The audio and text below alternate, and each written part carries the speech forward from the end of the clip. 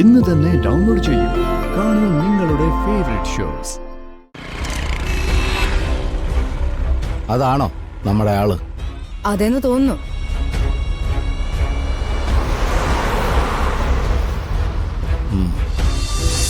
നീ എനിക്ക് സ്വന്തം അനിയനാണ്. നിനക്കൊരു പ്രശ്നം വന്നാ ഞാനൊപ്പം ഉണ്ടാവും. അതിപ്പോ തെറ്റാടെ ഭാഗത്താണെങ്കിലും അതെനിക്കൊരു പ്രശ്നമല്ല. അഷിത അങ്ങോട്ട് വരാൻ തുടങ്ങിയപ്പോൾ ഞാനൊപ്പം വരാൻ തുടങ്ങിയതാ.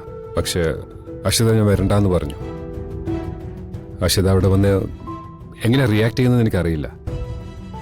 അവൾ ആവശ്യമില്ലാത്ത രീതിയിൽ സംസാരിച്ചിട്ടുണ്ടെങ്കിൽ അതൊരിക്കലും എൻ്റെ വാക്കുകളല്ല. എനിക്ക് അബിയുടെ അവസ്ഥ മനസ്സിലാവും. അതുകൊണ്ട് ഇനിയാണെങ്കിലും എന്ത് പ്രശ്നമുണ്ടെങ്കിലും എന്നെ വിളിച്ചാൽ മതി. ഞാൻ അത് ഡീൽ ചെയ്തോളാം. ഓക്കെ? ഏയ് കാണാം. എന്റെ ഭാഗത്തുനിന്ന് എന്ത് ഹെൽപ്പ് വേണേലും എന്നൊന്ന് വിളിച്ചു പറഞ്ഞാ മതി, ഞാൻ ചെയ്തോളാം. ശരി ചേച്ചി, വാ നമുക്ക് അബിയുടെ അടുത്തേക്ക് പോവാം.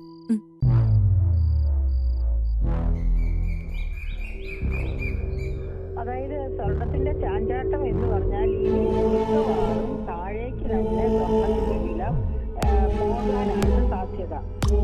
കാരണം ഇപ്പൊ നമുക്കറിയാം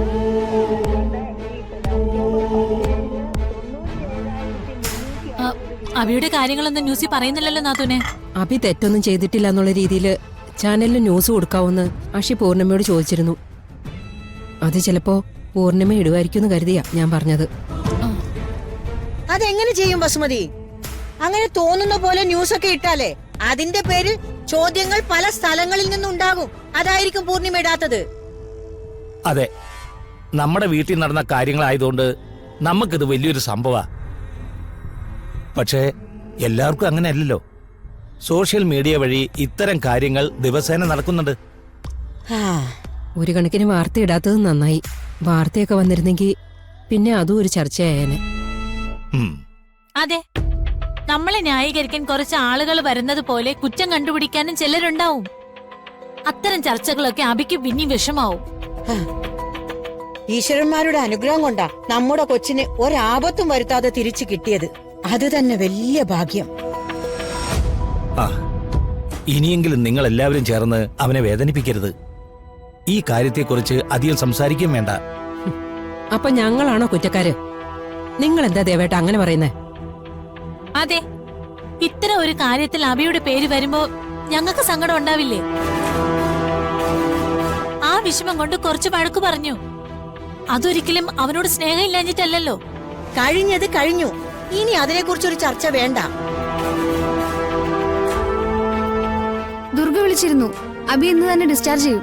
ഭഗവാനെ, ഈശ്വരൻ കാത്തു.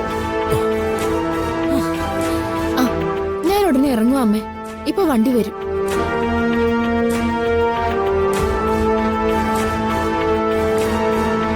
നാളെ പോയാ പോരെ അഷി? വേണ്ടമ്മേ, അത് ശരിയാവില്ല. നീ വേണേ ഒന്നും കൂടെ വിളിച്ചു ചോദിക്കേ നാളെ വന്നാ മതിയോന്ന്. അതെന്താ ശി, നിനക്ക് അബിയെ കാണണ്ടേ? ഇപ്പോഴത്തെ അവസ്ഥയിൽ കാണാത്തത് അപ്പച്ചി നല്ലത്.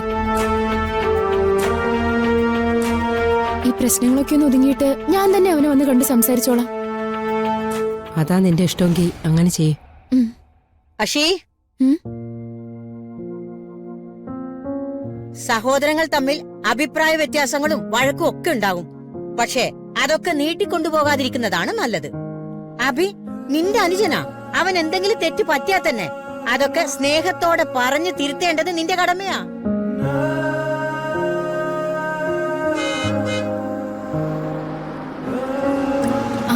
വണ്ടി വന്നു. അമ്മേ, ഞാനിന്ന് പോവാ. അച്ഛാ, പോയിട്ട് വാ മോളെ. മുത്തശ്ശി, ഞാൻ ഇറങ്ങും.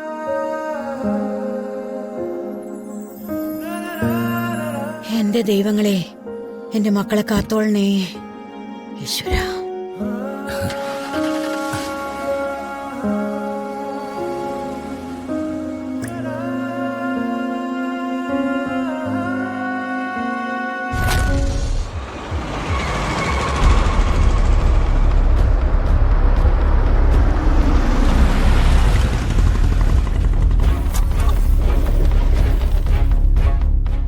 ഇതുവഴി തന്നെയല്ലേ അവള് വരാറുണ്ടെന്ന് പറഞ്ഞത്?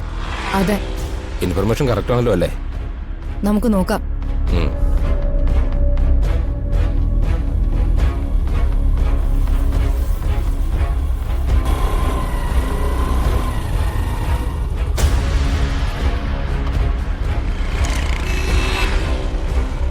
അതാണോ നമ്മുടെ ആള്? അതെന്ന് തോന്നുന്നു.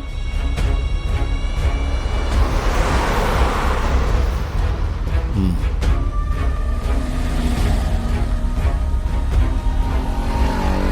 ചേട്ടാ 2 ബോക്സ് സ്വീറ്റ്സ്. അത് തന്നെ ആള്. പണി തുടങ്ങിക്കോ. ആ.